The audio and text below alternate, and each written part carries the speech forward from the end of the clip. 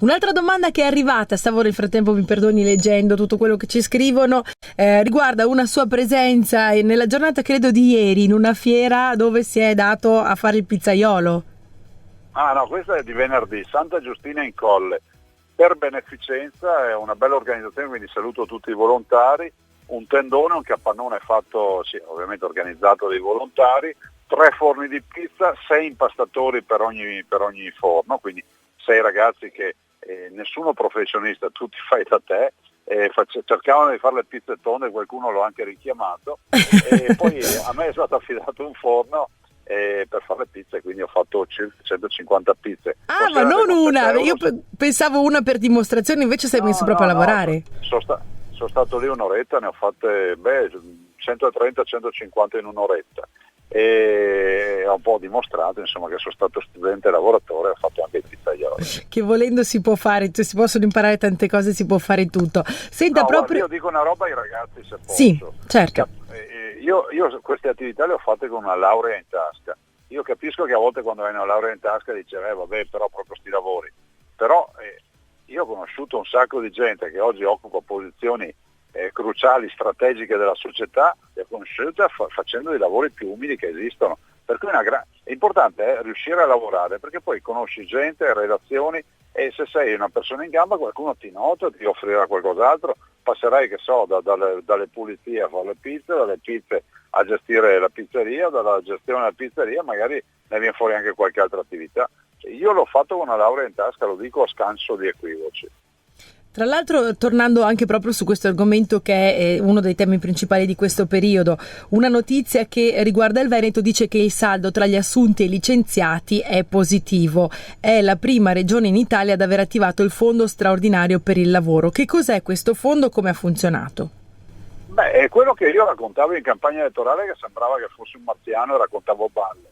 Finalmente escono i dati, nonostante i miei detrattori, che dicono che il Veneto è stato il migliore. Intendiamoci, migliore in una situazione dove abbiamo ancora molti ragazzi disoccupati e molti over 50 che non riescono a trovare lavoro. Però il fondo straordinario sono 764 milioni di euro che ci dà l'Europa, e in Italia ad aver riconosciuto questo finanziamento europeo. È a dimostrazione che siamo i numeri uno.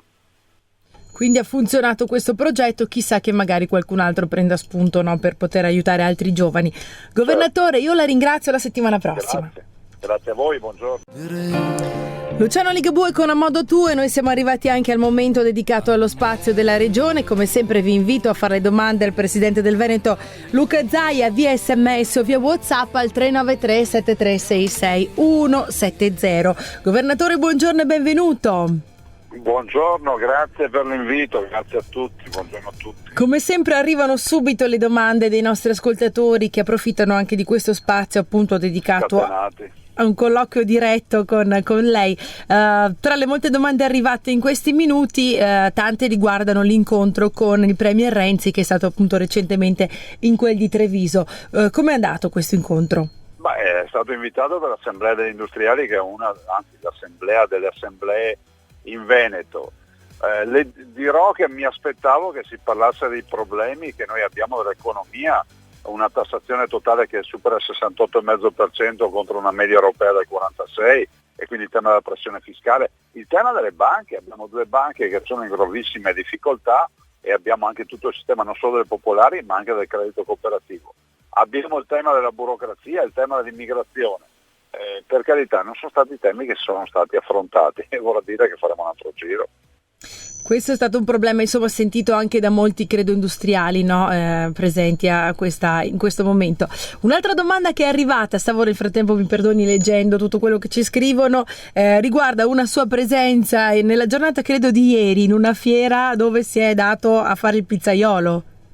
Ah no, questa è di venerdì, Santa Giustina in Colle, per beneficenza, è una bella organizzazione, quindi saluto tutti i volontari, un tendone, un capannone fatto, sì, ovviamente organizzato dai volontari, 3 forni di pizza, 6 impastatori per ogni forno, quindi 6 ragazzi che nessuno professionista, tutti fai da te, cercavano di fare le pizze tonde, qualcuno l'ho anche richiamato, e poi a me è stato affidato un forno per fare le pizze, quindi ho fatto circa 150 pizze. Ah, ma non una, io pensavo una per dimostrazione, invece sei messo proprio a lavorare. Sono stato lì un'oretta, ne ho fatte 130-150 in un'oretta e ho un po' dimostrato insomma che sono stato studente e lavoratore, ho fatto anche il pizzaiolo.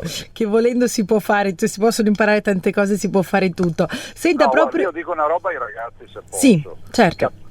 Io queste attività le ho fatte con una laurea in tasca. Io capisco che a volte quando hai una laurea in tasca dice vabbè, però proprio sti lavori. Però io ho conosciuto un sacco di gente che oggi occupa posizioni cruciali, strategiche della società, le ho conosciute facendo dei lavori più umili che esistono. Per cui è importante riuscire a lavorare, perché poi conosci gente, relazioni, e se sei una persona in gamba qualcuno ti nota, ti offrirà qualcos'altro, passerai che so dalle pulizie a fare le pizze, dalle pizze a gestire la pizzeria, dalla gestione della pizzeria magari ne viene fuori anche qualche altra attività. Io l'ho fatto con una laurea in tasca, lo dico a scanso di equivoci. Tra l'altro, tornando anche proprio su questo argomento che è uno dei temi principali di questo periodo, una notizia che riguarda il Veneto dice che il saldo tra gli assunti e i licenziati è positivo. È la prima regione in Italia ad aver attivato il Fondo straordinario per il lavoro. Che cos'è questo fondo? Come ha funzionato? È quello che io raccontavo in campagna elettorale, che sembrava che fossi un marziano e raccontavo balle. Finalmente escono i dati, nonostante i miei detrattori, che dicono che il Veneto è stato il migliore. Intendiamoci, migliore in una situazione dove abbiamo ancora molti ragazzi disoccupati e molti over 50 che non riescono a trovare lavoro. Però il fondo straordinario sono 764 milioni di euro che ci dà l'Europa e in Italia ad aver riconosciuto questo finanziamento europeo. È a dimostrazione che siamo i numeri uno.